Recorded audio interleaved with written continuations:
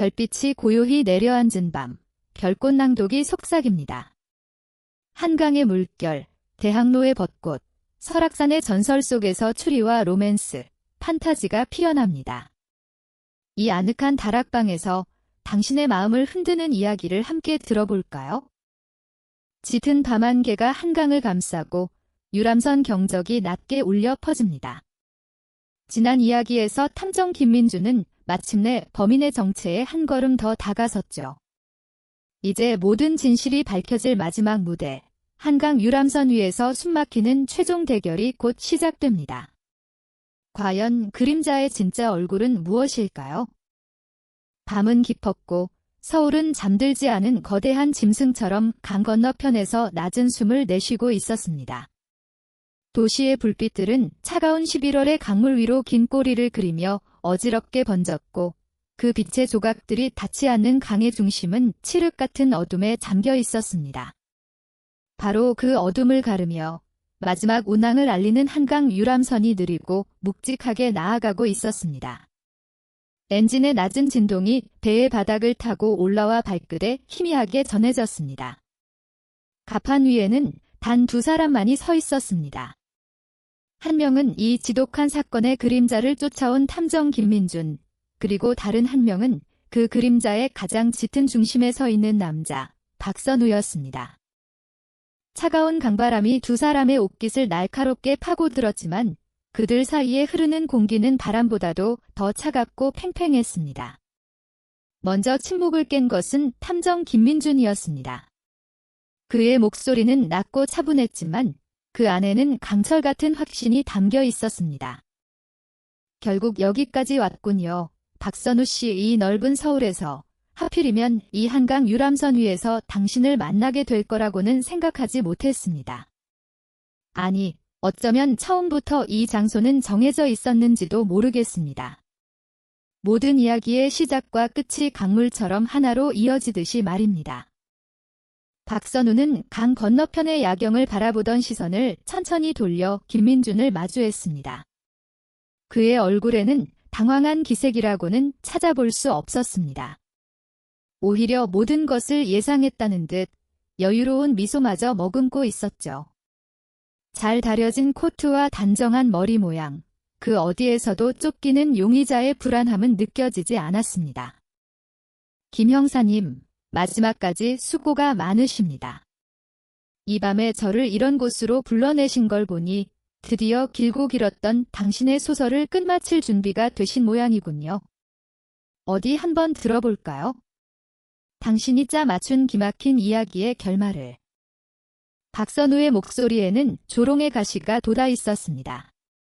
김민주는 그의 태도에 동요하지 않고 품 안에서 작은 사진 몇 장을 꺼내 들었습니다.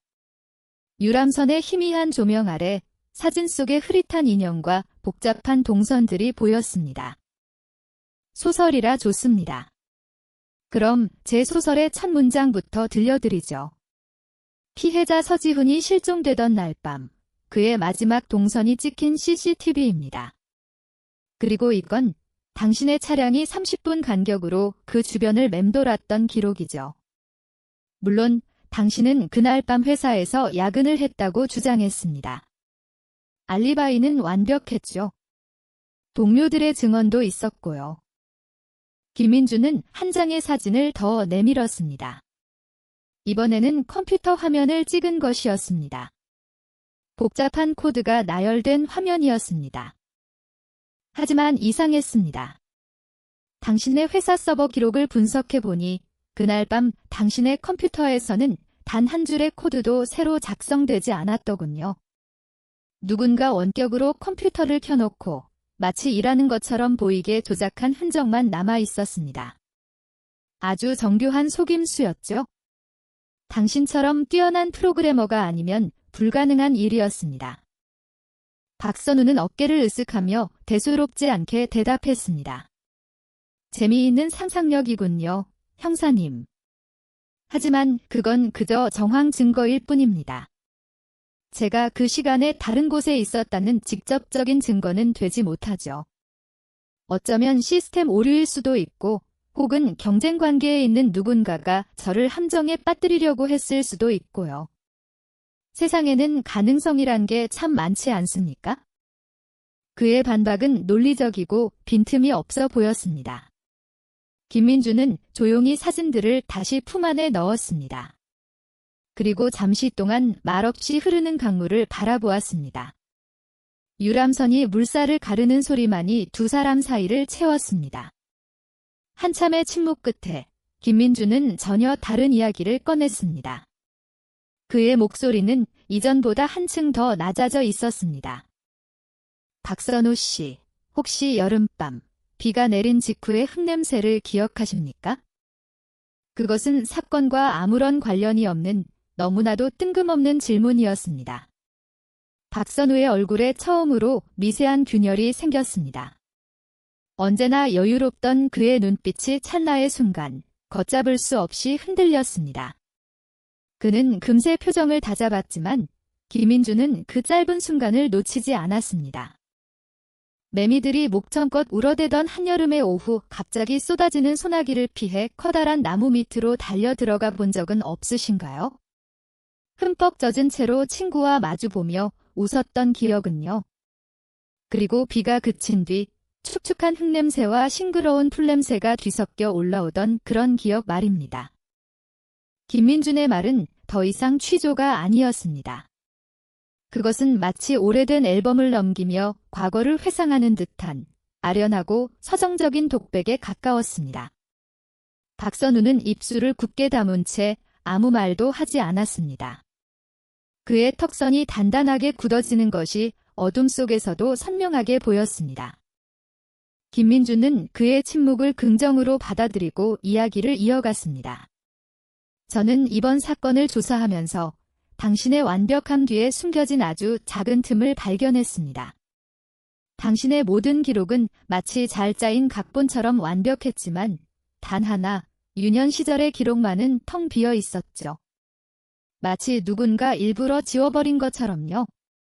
그래서 당신이 어린 시절을 보냈던 곳을 찾아갔습니다. 지금은 거대한 아파트 단지가 들어서 버렸지만 예전에는 강변을 따라 작은 마을이 있었던 곳이죠. 탐정의 시선은 다시 강 건너편의 화려한 불빛을 향했습니다. 그 불빛들은 과거의 기억을 집어삼킨 거대한 괴물처럼 보이기도 했습니다.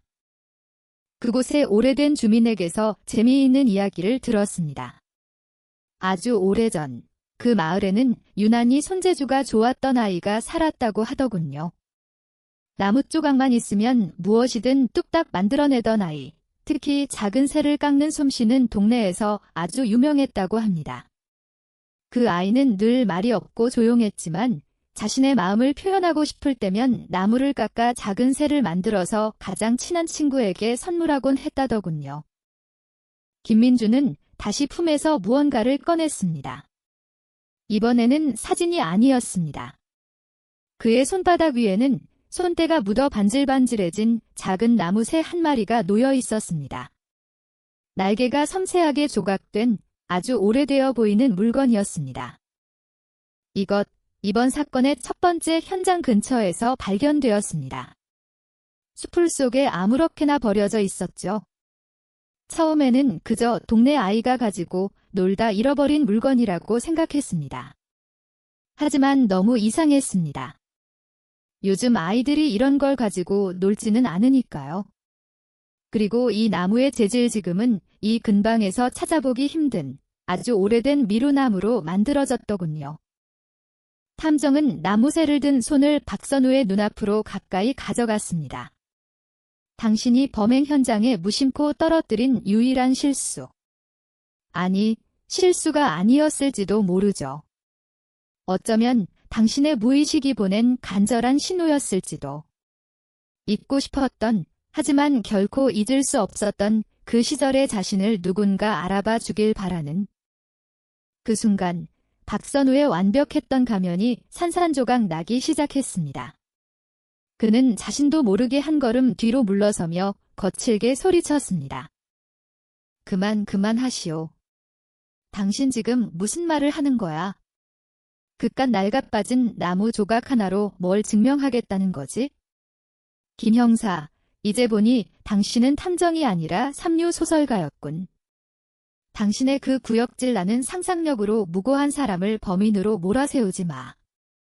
그의 목소리는 분노로 떨리고 있었지만 그 안에는 깊은 두려움이 함께 섞여 있었습니다.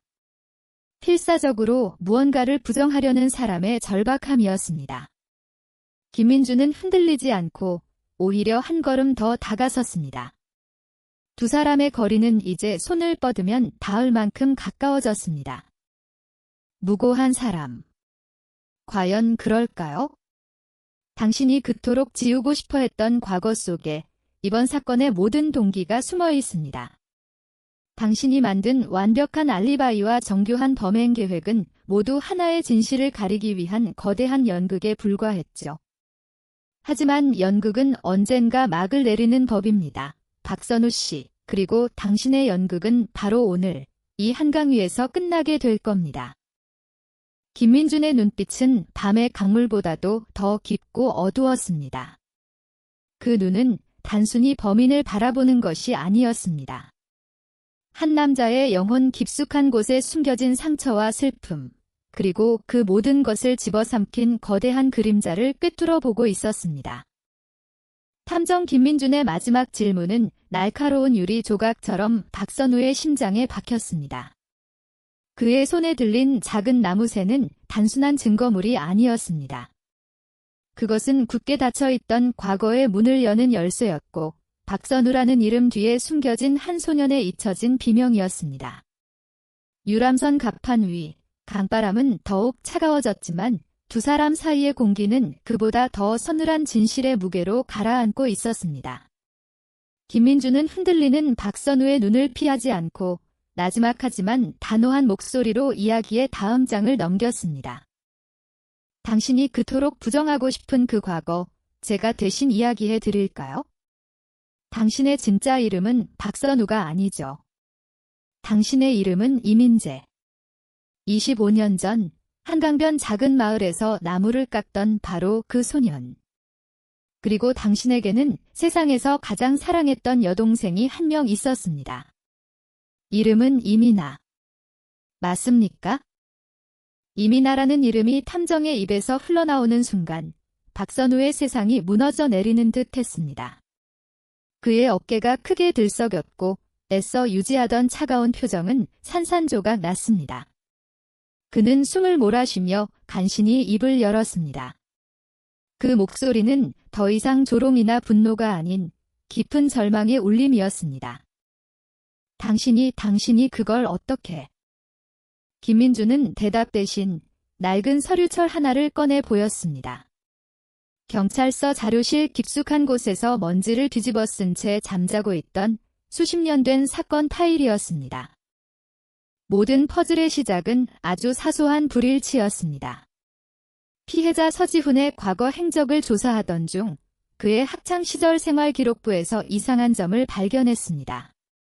고등학교 2학년 때 한 달간의 정학기록. 사유는 불미스러운 사고에 대한 책임이라고만 적혀 있었죠. 너무나 모호한 기록이었습니다. 그래서 그 불미스러운 사고가 무엇이었는지 파고들기 시작했습니다. 그리고 마침내 찾아냈죠. 25년 전 여름 한강변에서 일어났던 한 여자아이의 실족사 사건 기록을 말입니다. 탐정의 목소리는 마치 그날의 풍경을 눈앞에 그리듯 차분하게 이어졌습니다. 그의 이야기는 박선우, 아니 이민재를 다시 그 끔찍했던 여름날의 강변으로 데려갔습니다. 쨍한 햇살이 내리쬐고 매미 소리가 귀를 먹먹하게 하던 오후. 10살 남짓한 여동생 미나의 손을 잡고 강둑을 걷던 기억. 동생은 오빠가 깎아준 나무새를 손에 꼭 쥐고 제잘거리며 웃고 있었습니다. 바로 그때 자전거를 타고 거칠게 달려오던 동네의 고등학생 무리가 나타났습니다. 그 중심에는 서지훈이 있었습니다. 사건 기록에는 이렇게 나와 있더군요. 피해자 이민아, 친구들과 물놀이를 하던 중 발을 헛디뎌 익사, 현장에 있던 주변인들의 증언 일치. 단순 사고로 종결하지만 이건 전부 거짓이었습니다. 진실은 달랐죠. 서지훈과 그의 친구들은 당신의 여동생을 놀리며 쫓아왔습니다. 동생이 손에 쥐고 있던 나무 새를 빼앗으려고 했고 겁에 질린 미나는 뒷걸음질 치다 미끄러운 강둑에서 발을 헛디뎠습니다. 당신은 동생을 구하기 위해 필사적으로 물에 뛰어들었지만 어린 당신의 힘으로는 역부족이었습니다. 김민주는 잠시 말을 멈추고 숨을 골랐습니다. 박선우는 고개를 숙인 채 아무 말도 하지 않았습니다. 그의 어깨가 가늘게 떨리고 있었습니다. 가장 끔찍했던 건 그 이후의 일이었습니다. 서지훈과 그의 친구들은 겁에 질려 도망쳤습니다. 그리고 나중에 경찰 조사에서는 모두가 입을 맞췄죠. 자기들은 그저 근처를 지나가고 있었을 뿐이고 아이들이 자기들끼리 놀다가 사고가 난 것이라고. 당시 서지훈의 아버지는 꽤 힘있는 사람이었습니다. 사건은 그렇게 너무나도 간단하게 덮여버렸습니다. 한 아이의 죽음은 불운한 사고가 되었고 가해자들은 아무런 처벌도 받지 않았습니다. 단지 불미스러운 일에 휘말렸다는 이유로 한 달간의 정학 처분을 받았을 뿐 그게 그들이 치른 대가의 전부였습니다. 탐정의 이야기는 계속되었습니다. 동생을 잃은 충격으로 어머니는 시름시름 알타 세상을 떠났고 아버지는 술에 의지하며 하루하루를 무너져 내렸습니다. 결국 가정이 완전히 풍비박산나고 혼자 남겨진 어린 민재는 먼 친척집을 전전하며 살아야 했습니다.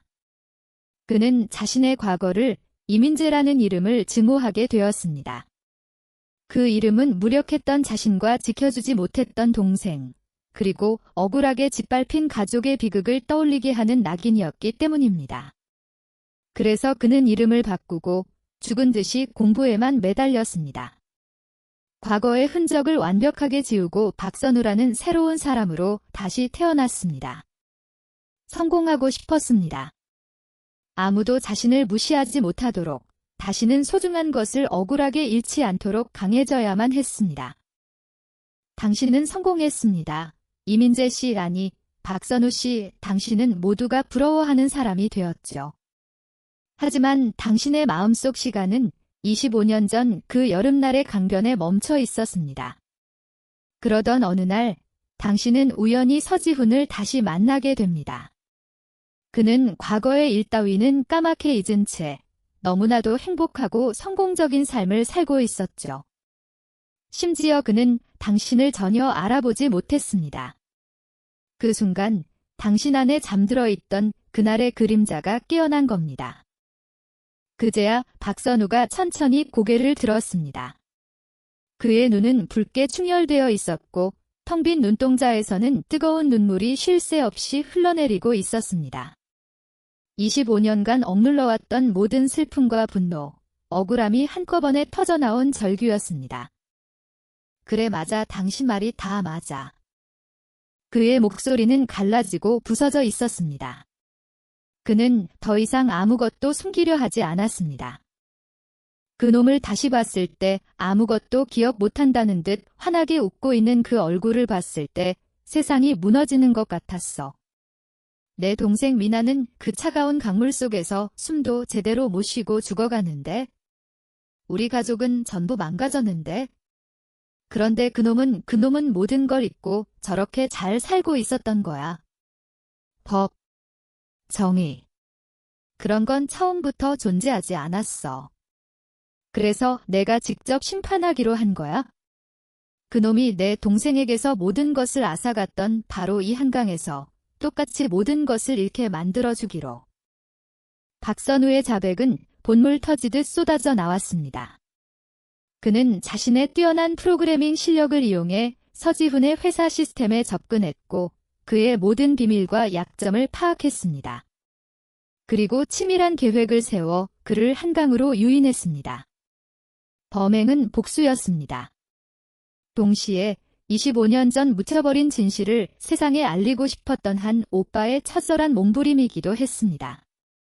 그가 범행 현장 근처에 일부러 떨어뜨렸던 나무새는 단순한 실수가 아니었습니다. 그것은 이민재는 아직 여기에 있다.